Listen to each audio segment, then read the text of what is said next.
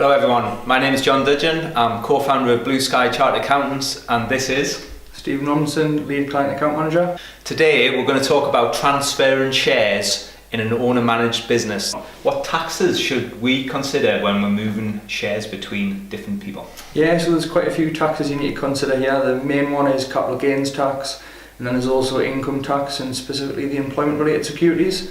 So today we're going to ignore capital gains tax, that's for another video, and we'll focus on the employment-related securities.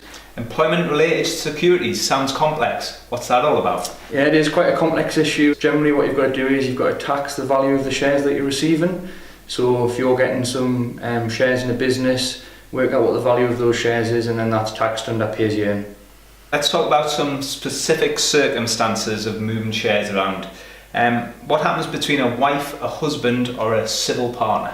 Yeah, generally those are quite nice because you can get away with not having to pay any employment related securities.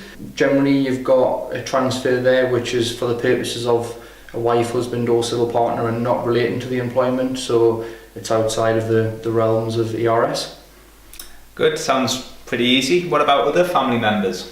Other family members is a little bit more complicated. So in this circumstance you've got to consider whether you're receiving the shares as a direct result of being a family member or as a result of the employment.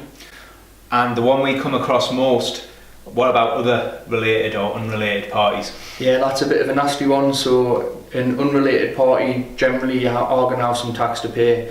Generally you are receiving the shares as a result of employment, so unfortunately, yeah, there's some tax to pay on that one and you probably need to speak to someone about it. So the moral of the story is, if you're moving shares around between anyone within your family or an unrelated party, then you need to speak to an advisor.